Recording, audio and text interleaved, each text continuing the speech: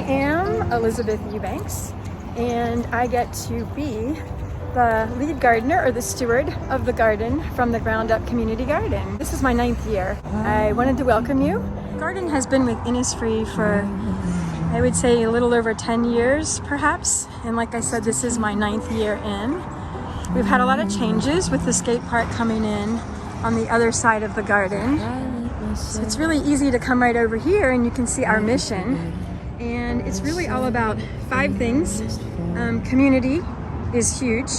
And I kind of always do this with my fingers. So community, education. I still consider myself an educator, but education for a good 25 years. And when I think about educate, I think about sustenance and sustainability. So educating the whole person and also making use of our resources. We do practice organic gardening here.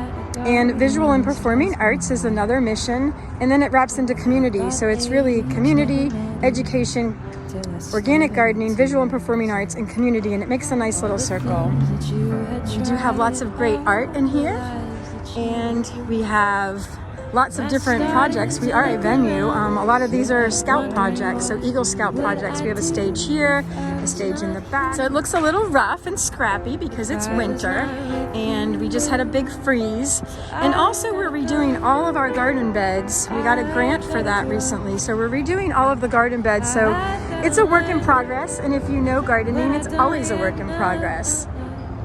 We only have 2 rules here in the garden. First, do no harm. It's the Hippocratic Oath. And the second, make a positive impact. And just by being here, you're doing that because, as you know, From the Ground Up Community Garden is a project of the Hive Foundation Incorporated, which is Innisfree based, right, at the end of the day. We do use the no weed, no till method. So basically we use a lot of hay. And we pile it with hay, and then we just make these little, like I call them potholes, and we fill our soil with them. And that's basically how we garden. And it's kind of a myth to say that we have no weed, no till, because we always have weeds to deal with.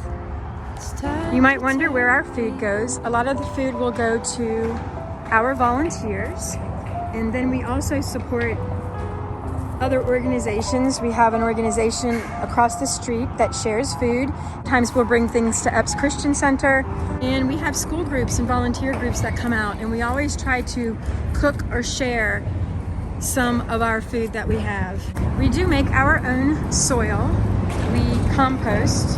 We begin our process of community composting at a couple of local restaurants. A local arborist at the Green Branch is providing us with our wood chips that we combine with food waste. So it contains so many nutrients that can be broken down into compost. So here you see me starting a new pile. I will pour a pile of wood chips and layer on food waste. Again, more wood chips and more food waste, and this is the lasagna method. There's also, when we're starting with an already existing pile, I'll start with the volcano method. So opening up that center to aerate and then adding in wood chips and food waste and more wood chips again.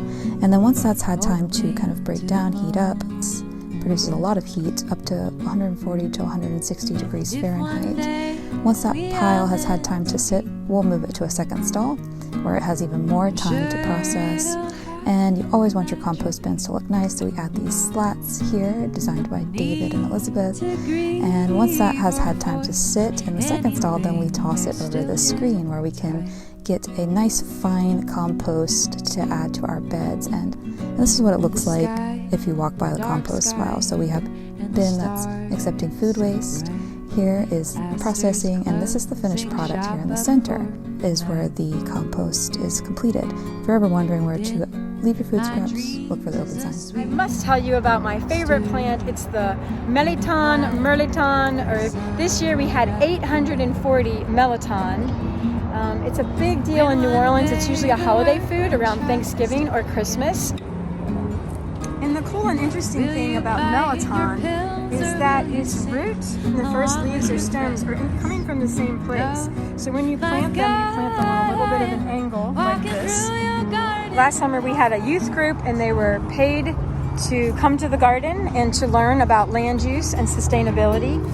We cooked, we gardened, shared, we discussed diversity, equity, and inclusion.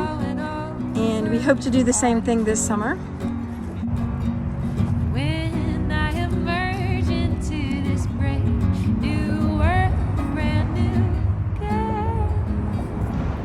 I look forward to seeing you all in the garden.